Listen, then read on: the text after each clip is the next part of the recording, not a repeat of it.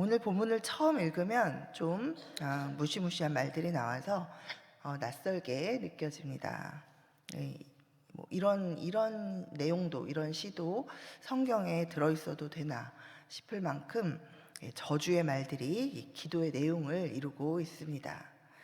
실제로 영국 성공회는 이 시편 58편을 소위 혐오시라고 해서 1980년 그 예배 책자에서 이 교인들이 예배 때 이 시편을 읽지 않도록 그 제외시켰던 적이 있습니다.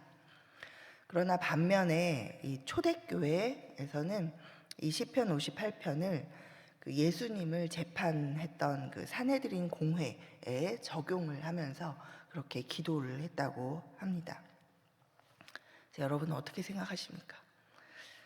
미국의 구약학자인 이 베스 테너 목사는 그녀가 지은 이 시편 주석에서 이 시편 58편은 너무 타락해서 정의로 돌아갈 곳이 없는 인간 체제의 실상을 반영하는 시편이다라고 이렇게 적으면서 인내심과 사랑이 많은 사람들조차도 무자비와 배반이 그들이 보는 전부일 때 폭력적 소망을 표현하게 된다라고 이렇게 쓰고 있습니다.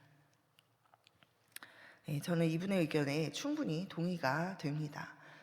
착하고 선하고 인내심과 사랑이 많은 그런 사람일지라도 계속해서 눈앞에 이 무자비와 이 배반이 보이고 할 때 우리 안에서 정말 이런 저주의 이런 말들이 나오면서 그런 악이 없어져야 하지 않겠습니까? 하나님 앞에 부르짖는 기도가 나오죠.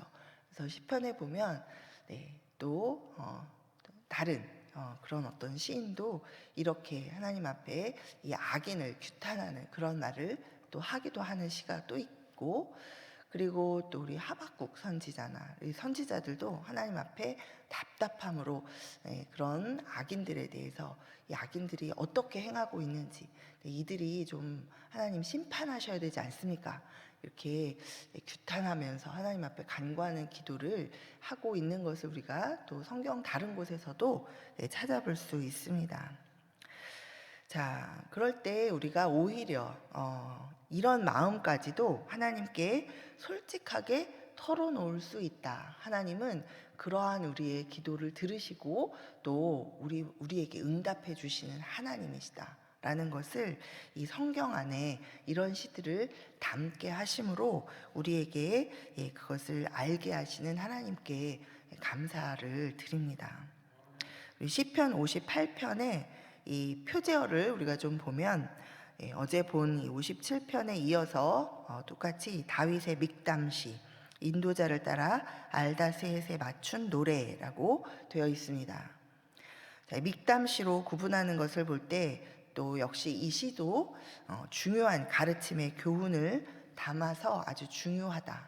그런 의미로 이 믹담시로 구별하고 있다라는 것을 우리가 알 수 있고, 그리고 여기 알다셋이라는 말은 멸하지 마소서, 그 말 자체의 의미를 살펴보면 멸하지 마소서라는 그런 의미입니다. 근데 그런 곡조로 부르는 노래, 음악 용어로 사용하고 있는데요. 뭐 멸하지 마소서, 멸하지 마소서 이런 어떤 곡조로 부르고 있다라는 것을 볼 때 이 시는 하나님께 탄원하는 그런 운율로 부르는 형식의 기도문이었다라고 이해할 수 있습니다. 자, 이 시편의 구조는 세 부분으로 우리가 나누어 볼 수 있습니다.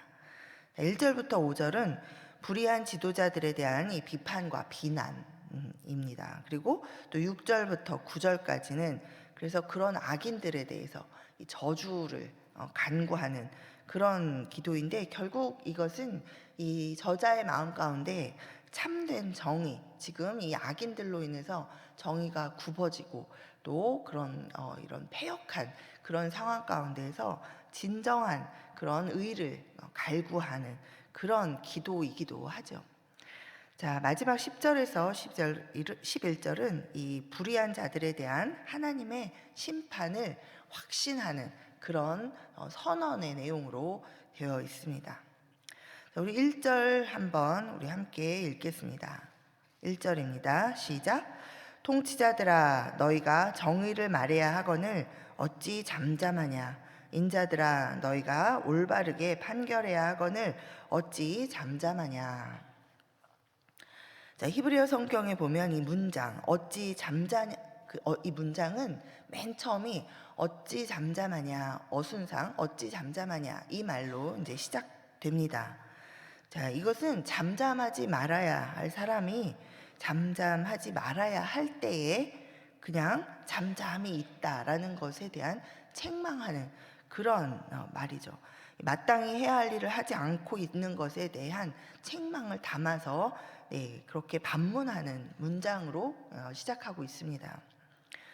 자, 통치자들은 마땅히 그 다른 모든 사람들도 마찬가지지만 모든 하나님의 사람들이 그러해야 하겠지만 특별히 하나님으로부터 세우심을 받았다고 이해되는 그런 지도자들, 통치자들은 마땅히 정의를 말해야 하는 사람이고 또 올바르게 판결을 해야 되는 사람들입니다. 사회 정의를 구현하고 또 이 유지하도록 권세를 부여받은 그런 통치적 권세를 가진 사람들은 하나님의 사역자가 되어서 그 공의로 통치하는 것이, 자, 공의이신 하나님의 그 뜻을 따라서 공의롭게 판결하고 또 통치하는 것이 바로 하나님의 뜻입니다. 그래서 구약 성경의 많은 말씀들에 보면 하나님께서는 계속해서 이 통치자들에게 공의로 통치하라라고 그렇게 말씀하고 계신 것을 우리가 찾아볼 수 있습니다. 그래서 이 로마서 13장에 그 사도 바울은 각 사람은 위에 있는 권세들에게 복종하라.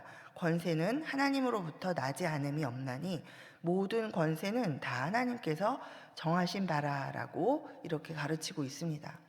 자, 아무렇게나 아무런 사람이 통치자가 되니까 그래도 통치자 위에 있으니 통치자에게 순종하라라고 하는 것이 아니라 이러한 하나님의 질서, 원래 이 통치적인 권세는 하나님께서 세우시고 하나님께서 부어주시고 허락하신 것이다라는 그런 하나님의 질서를 완전하게 인정하고 또 그 하나님의 질서 안에서 하나님의 뜻을 따라서 이렇게 이 권세들에게 복종하도록 그렇게 가르치고 있습니다. 자, 그런데 지금 이 시편에 보면 그런 권세를 부여받은 자들이 공의를 따라서 행하지 않고 있다라고 지금 비판하고 있습니다. 정의를 말해야 할 때 말하지 않고 잠잠하고 또 올바르게 판결해야 하는데 그렇게 하지 않고 그냥 잠잠히 있습니다. 자, 공의가 완전히 무시당하고 간과되는 그런 상황이죠. 자, 왜 이렇게 되고 있습니까? 자, 2절에서 다윗이 이렇게 말합니다. 아직도 너희가 중심에 악을 행하며 땅에서 너희 손으로 폭력을 달아주는도다. 자, 이미 마음에서부터 너희가 계속해서 이렇게 행하는 것은 이미 마음에서부터 불의를 행하고 그 마음의 불의를 따라서 서슴없는 행동이 나오기 때문이다라는 것이죠. 자, 여기서 너희 손으로 폭력을 달아준다라는 표현은 마치 상인이 이 부당한 이익을 챙기기 위해서 이 바르지 않은 저울을 사용해서 속이는 것처럼, 자, 이 통치자들이 마치 정의를 말하고 집행하는 것 같이 그렇게 보여주지만 사실은 자신들의 이익을 챙기기 위해서 부당하게 행동하고 부당한 판결로 이 백성들을 짓누르는 그런 폭력을 행하고 있다라는 그런 의미입니다. 자, 시편 기자는 여기서 마음의 중심이 중요하다라는 것을 주목하게 합니다. 자, 그 행동이 그렇게 나오는 것은 이 마음이 불의해서 이 마음의 중심에 악이 가득해서 이 악한 행동이 계속해서 나온다라는 것이죠. 자, 우리의 마음의 중심이 바르지 못하면 우리의 말과 행동과 삶이 비뚤어지게 됩니다. 자, 좀 더 구체적인 그런 악한 자의 모습을 이 다윗이 어떻게 표현하고 있는지, 자, 그 이후의 절로부터 또 함께 보겠습니다. 자, 3절입니다. 악인은 모태에서부터 멀어졌으며 나면서부터 곁길로 나아가 거짓을 말하는도다. 자, 얼마나 고집스럽게 죄악의 길로 계속해서 가고 있는지 마치 아이의 어머니 뱃속에서부터 이미 멀어져 있는 것처럼 하나님으로부터 멀어져 있는 것 같다라고 이렇게 표현하고 있습니다. 자, 이 멀어졌다라는 것은 하나님으로부터 멀어져서 잘못된 방향, 이방인의 길로 갔다라는 그런 의미입니다. 자, 여기 모태에서부터 이렇게 되었다라고 하는 것은 사실 이 원죄와 관련이 있습니다.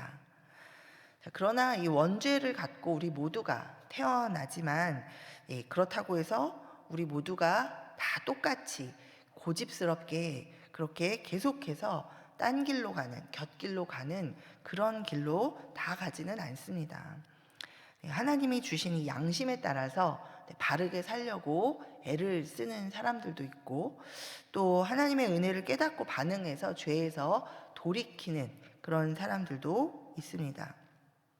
자, 그래서 여기서 다윗이 이렇게 말하면서 강조하고자 한 것은 이 죄인으로 태어나서 계속해서 죄의 길로 걸어가면서 이 하나님에게서 멀어지기를 계속 고집스럽게 선택하며 살아가는 그런 사람의 모습을 지금 강조하면서 이야기하고 있다라고 이해하겠습니다. 자, 그런 악인의 모습을 또 뱀에 비유하죠. 자, 4절 5절입니다. 자, 그들의 독은 뱀의 독 같으며 그들은 귀를 막은 귀머거리 독사 같으니 술사에 홀리는 소리도 듣지 않고 능숙한 술객의 요술도 따르지 아니하는 독사로다. 자, 이렇게 계속 고집스럽게 하나님을 대적하는 방향으로 선택해서 계속 그렇게 살아가는 이 악인들의 이 말과 행동이 이 주변 사람들에게 미치는 영향은 마치 이 독사의 독과 같다라는 거죠. 아주 치명적으로 사람들을 죽게 할 수 있다라는 거죠. 영혼을 죽게 하고 실질적으로 이 물리적으로도 피해를 주는 그런 아주 나쁜 영향력을 계속해서 끼친다라는 것입니다. 거짓되고 포악한 말과 행동으로 사람과 또 사회를 병들게 하고 죽이기도 합니다. 이들은 또 마치 이 주인이 있지만 주인의 말을 듣지 않는 그런 이 독사와 같다라는 것이 또 큰 문제라고 이렇게 지적을 합니다. 자, 보통 이 우리가 자연, 풀 속에서 만나는 야생에서 만나는 야생의 이 독사가 아니라 만약에 이 시장통에서 이렇게 항아리에 담겨져 있어서 이제 술사가 피리를 불면 이렇게 나와서 우리가 보기에 춤을 추는 것과 같이 움직이는 그런 이 독사를 우리가 본다면, 자, 우리는 그 신기해하면서 다가갈 것입니다. 그리고 이 뱀은 이 술사에 의해서 이렇게 훈련이 되어진 뱀이다라고 생각을 할 것이죠. 네, 그래서 사실은 이 무방비 상태라기보다는 그냥 이렇게 좀 그런 예상을 하기 때문에 야생에서 정말 그 뱀을 만났을 때처럼 막 이렇게 두려워하면서 가까이 다가가지 않고 그렇게 경계를 하고 그러지 않고 그냥 너무 신기하면서 가까이 가서 볼 수도 있겠지요. 그런데 그런 상황에서 이 뱀이 이 주인의 말을 피리를 부는 이 주인의 말을 듣지 않고 자기 멋대로 이제 나와서 가까이 온 사람에게 확 달려들어서 문다든가 아니면 그 항아리를 벗어나서 돌아다니기 시작한다면 굉장히 치명적으로 위험한 상황에 우리가 다 놓이게 되겠습니다. 자, 이 다윗은 바로 이 현재 그 시대의 이 통치자들이 바로 이런 모습이다라는 것입니다. 겉으로는 우리가 처음에 보기에는 하나님의 공의를 잘 따라가는 그런 모습으로 보여지고 또 그래서 우리가 그런 기대를 하게 만들지만 실제로는 이 하나님의 말씀에 귀를 막고 또 온갖 거짓의 그 독을 세상에 퍼뜨리고 결국은 사람들을 멸망의 길로 가게 하고 또 공격해서 죽게까지 만드는 그런 상황이다라고 이야기하고 있습니다.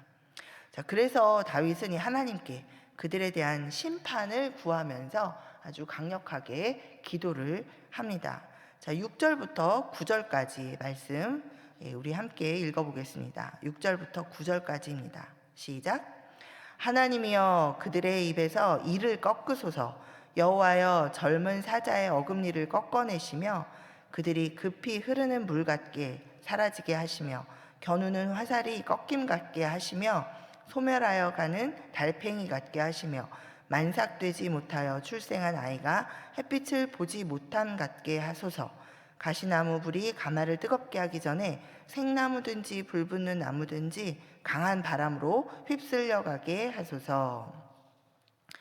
네, 당시에 이 그 문화에 따라서 들 수 있는 6가지 비유를 들면서 이렇게 아주 간절하게 기도를 하고 있죠. 첫 번째는 이 젊은 사자의 어금니를 꺾는 것처럼 이를 꺾어달라라고 말합니다.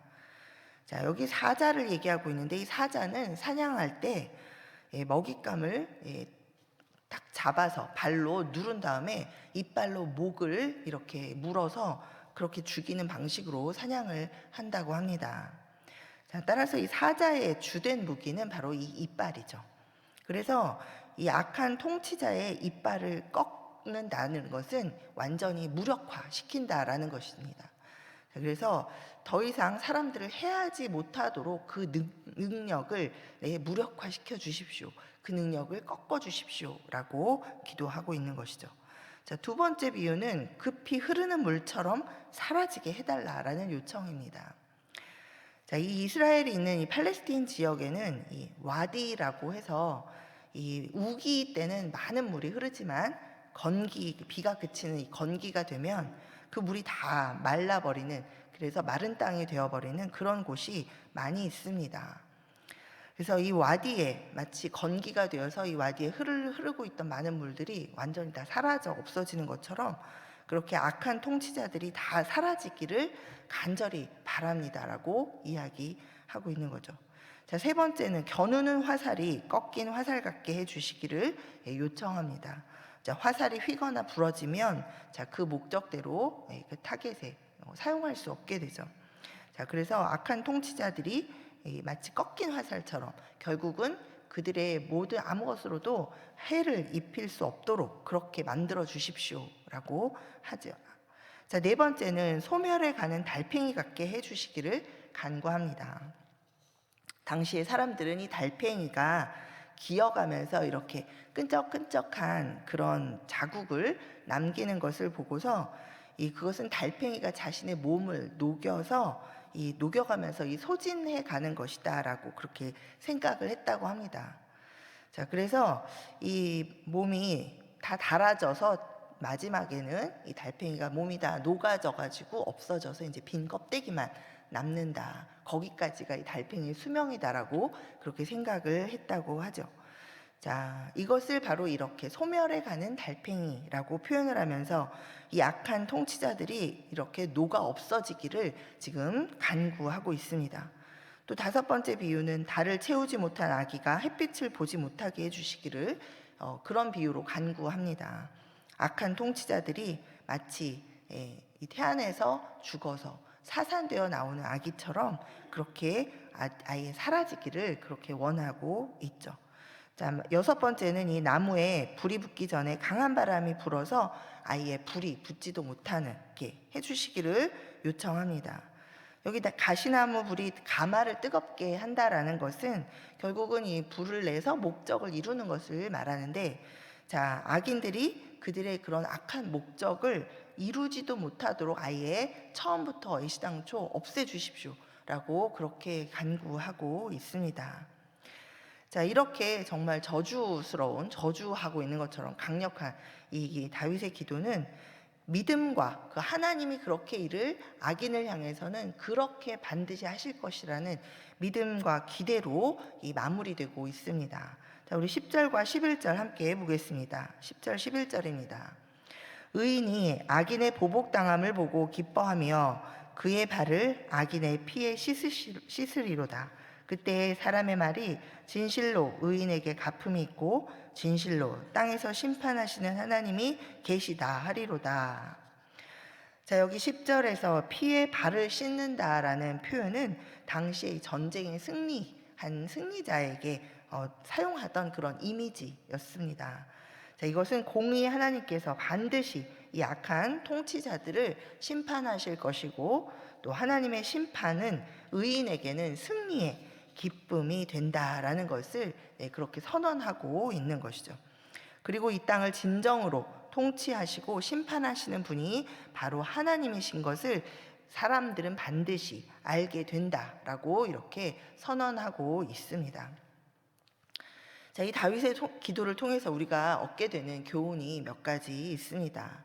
자, 첫 번째는 우리도 통치자뿐만 아니라 통치자를 포함한 하나님께서 하나님의 나라에서 하나님의 말씀을 따라서 살도록, 이 세상 가운데 살도록 하신 우리 모두도 악을 분별해야 한다라는 것입니다. 자, 이 불의한 세상 속에서 살아가면서 이 악에 물들어서 변질되고 타락해서 이 악인이 되어서 살아가지 않기 위해서는 이 악을 분별을 해야 합니다. 쉽지 않죠. 그래서 예수님께서는 우리에게 이렇게 기도하라고 하나님께 도움을 청하라고 가르쳐 주셨습니다. 그래서 우리 주님이 가르쳐 주신 기도를 우리가 늘 하면서 항상 우리를 시험에 들게 하지 마옵시고 다만 악에서 구하옵소서라고 이렇게 기도하죠. 또 우리에게 성령을 보내주셔서 성령께서 우리가 이 하나님의 말씀을 깨달아서 등불 삼아 이 악을 분별하고 악의 길로 가지 않도록 그렇게 말씀을 기준 삼을 수 있도록 계속해서 깨닫도록 도와주시고 기억하도록 도와주십니다. 자, 그리고 두 번째는 또 우리가 의인의 길을 계속해서 걸어가야 한다라는 것입니다. 자, 의인의 길을 걸어가는 것은 편안하고 안락한 길이 아닙니다. 우리가 예수 믿고 편안하고 안락하기를 원하는 것은 사실 이 성경을 제대로 바르게 이해하지 못하는 그냥 기복신앙적인 모든 다른 신들을 똑같이 좋은 게 좋은 거니까 복 주십시오라고만 그렇게 믿는 아주 반쪽짜리도 아닌 아주 편협한 그런 신앙을 갖게 되는 것이죠.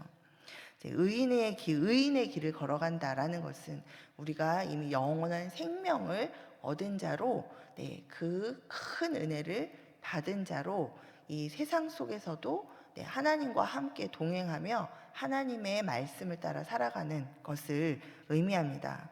자, 하나님의 말씀을 따라 살아가는 것은 바로 하나님의 성품인 사랑과 공의를 따라가는 그 길입니다. 좁기도 하고 때로는 험하기도 한 길입니다. 예수님은 이 길을 자기를 부인하고 십자가를 지고 걸어가는 길이다라고 우리에게 말씀해 주셨습니다. 자, 그러나 이 길이 바로 영원한 기쁨과 평강을 우리에게 누리도록 하는 그런 생명의 길이라고 우리에게 알려주셨습니다.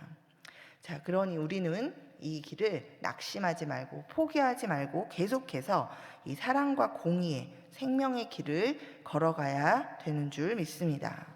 자, 이 세 번째로는 하나님은 이 땅에서 반드시 심판하신다라는 것입니다.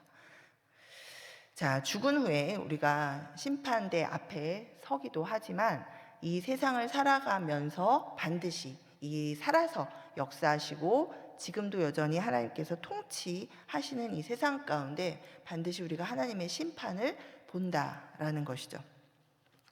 자, 하나님은 이 땅에서 지금 다 듣고 계시고 보고 계십니다. 자, 우리는 이 사실을 알면서도 마치 모르는 사람처럼 그렇게 일상을 살아갈 때가 많이 있습니다. 함부로 말하고 그래서 함부로 행동합니다. 자, 그러나 하나님께서 듣고 계시고 보고 계시고 지금 이 땅에서 하나님 나라 이미 임했고 하나님이 통치하고 계십니다. 악인은 악함을 따라서 하나님이 반드시 심판하시고 의인은 그동안 아파한 만큼 하나님께서 반드시 또 갚아주시는 것을 여러분 믿으시기 바랍니다. 아멘. 또 마지막으로 이 시편은 우리에게 본을 보이신 예수님을 기억하게 합니다. 예수님은 악을 분별하셨습니다. 광야에서 시험을 당하실 때도 또 공생의 사역을 하시면서도 늘 하나님의 말씀으로 악을 분별하셨고 또 금식과 기도로 악을 이기셨습니다. 예수님은 계속해서 끝까지 의인의 길을 걸어가셨습니다. 우리들을 구원하시는 그 사명을 고난과 고통 때문에 포기하지 않으셨습니다. 사랑과 공의의 십자가를 끝까지 감당하셨습니다. 그리고 지금도 우리를 참소하는 사탄 앞에서 절대로 잠잠하지 않으시고 우리를 위해서 계속해서 하나님 앞에 변론하시고 그리고 우리를 위해서 중보하고 계신 줄 믿습니다. 자, 여러분, 우리 악의 유혹이 기승을 부리는 정말 이 시대를 우리가 살아가고 있습니다. 때로는 하나님의 길을 우리가 잘 찾지 못해서 정말 이 세상의 길과 타협해서 적당한 선에서 양다리를 걸치고 살아갈 때가 많이 있습니다.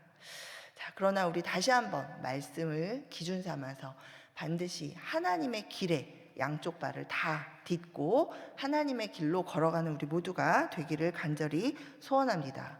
하나님은 오늘도 두루 이 땅을 감찰하시면서 하나님의 말씀을 따라 순종하여 살아가는 그 한 사람 하나님께서 찾으시고 계시고 또 그런 자들에게 하나님께서 축복하시고 그 길을 인도해 주시는 줄 믿습니다. 아멘. 우리